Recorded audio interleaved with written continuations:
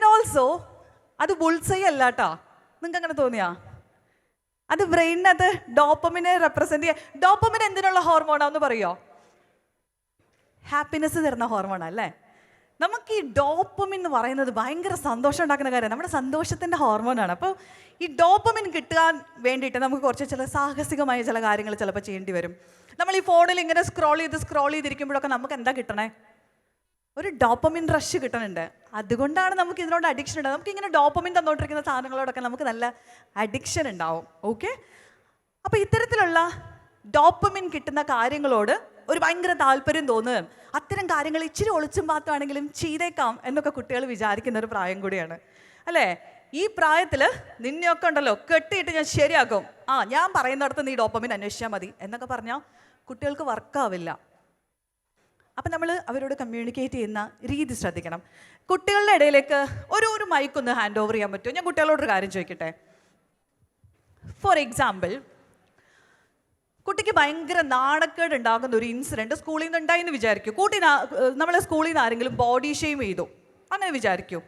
Body shame ചെയ്ത് കഴിഞ്ഞാൽ നിങ്ങൾ വീട്ടിൽ വന്നിട്ട്, അതായത് അപ്പം നമുക്ക് ഉണ്ടായ ഒരു ഇമോഷൻ എന്ന് പറയാൻ നമുക്ക് നാണക്കേടായിരിക്കും ഉണ്ടായത്. നിങ്ങൾ വീട്ടിൽ വന്നിട്ട് അതെങ്ങനെയായിരിക്കും എക്സ്പ്രസ് ചെയ്യുക? ഏതെങ്കിലും ഒരു കുട്ടി ഒന്ന് ഷെയർ ചെയ്യോ? ഞാൻ അങ്ങോട്ട് ഇറങ്ങി വരണോ? പറയടോ, ധൈര്യമായിട്ട് പറഞ്ഞോ. ഞാനാണെങ്കിൽ പറയുന്നില്ല കേട്ടോ. നല്ലൊരു കയ്യടി കൊടുക്കും ആൾക്ക്. മോളുടെ പേരെന്താ? ഫാത്തിമ മിൻഹ. ഫാത്തിമ പറയാതിരിക്കുമെന്ന് പറഞ്ഞാലല്ല കയ്യടി കേട്ടോ, മൈക്ക് മേടിച്ചത് പറഞ്ഞാലുള്ള കയ്യടിയാ. ഓക്കെ, നമ്മുടെ കുട്ടികൾ ഇത് പറഞ്ഞു എന്ന് വരില്ല. അവർക്ക് ഭയങ്കര ദേഷ്യം ഉണ്ടാക്കുന്ന ഒരു കാര്യം ഉണ്ടായി, ഭയങ്കര ഫ്രസ്ട്രേഷൻ ഉണ്ടായി എന്ന് വിചാരിക്കൂ. ഇവർ നമ്മളോട് വന്നിട്ട് പറയില്ല, അച്ഛാ അമ്മേ ഐ ആം ഫ്രസ്ട്രേറ്റഡ്, എനിക്ക് ഭയങ്കര പ്രശ്നമുണ്ട്, ഇതല്ല ഞാൻ ആഗ്രഹിച്ച ജീവിതം, അല്ലെങ്കിൽ ഇതല്ല ഞാൻ ഇഷ്ടപ്പെട്ട സ്കൂൾ, ഇതല്ല ഞാൻ പഠിക്കണം എന്ന് വിചാരിച്ച കോഴ്സ്. അവർക്കത് അങ്ങനെ വെർബലൈസ് ചെയ്യാൻ പറ്റിയെന്ന് വരില്ല. കുറച്ച് എക്സാമ്പിൾസ് ആണേ. സങ്കടമാകുമ്പോൾ ഇവർ ചിലപ്പോൾ കാണിക്കുന്നത് ഒരു ഇറിറ്റേഷൻ ആയിട്ടായിരിക്കും. വീട്ടിൽ വന്നിട്ട് എന്നെ ഒന്ന് വെറുതെ വിടൂ, ഇത് എന്തെന്നാണിത് എന്ന് പറയും. നമ്മൾ ഈ കുട്ടിക്ക് എന്താ ഭ്രാന്തായ അല്ലേ? നമ്മൾ അങ്ങനെയല്ലേ വിചാരിക്കുക?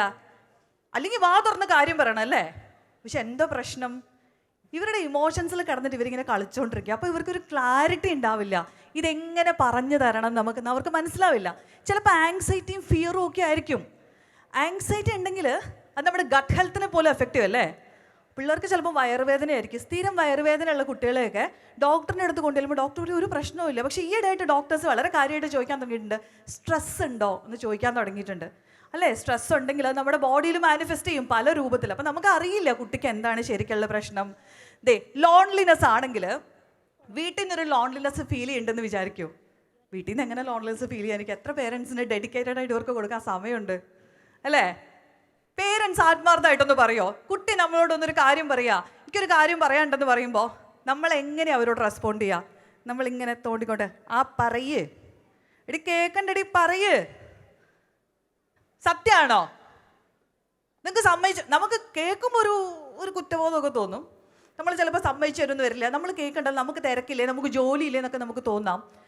പക്ഷേ നമ്മൾ പലരും ഇങ്ങനെ റെസ്പോണ്ട് ചെയ്യണം. സത്യമല്ലേ? തലയൊക്കെ കുലുക്കണ്ട് ഞാൻ കാണുന്നുണ്ട്. ഓക്കെ, അപ്പോൾ ഇതുപോലെ കൺഫ്യൂഷൻ ആണെങ്കിൽ ചിലപ്പം അവരൊരു ഡിഫെൻസിൽ കയറിയിട്ടായിരിക്കും സംസാരിക്കുക. അവർക്ക് ഭയങ്കര പെയിൻ അനുഭവിക്കുന്നുണ്ടെങ്കിൽ ചിലപ്പോൾ അവർ സർക്കാസ്റ്റിക്കലി ആയിരിക്കും സംസാരിക്കുക. പല തരത്തിലായിരിക്കും ഇത് എക്സ്പ്രസ് ചെയ്യുക. അപ്പോൾ ഈ പുറമത്തെ എക്സ്പ്രഷൻ കണ്ടിട്ട് കുട്ടി എന്തിൽ കൂടെയാണ് കടന്നു പോകുന്നതെന്ന് നമുക്ക് ജഡ്ജ് ചെയ്യാൻ പറ്റില്ല. അതാണ് പറയുന്നത്. ഓക്കെ.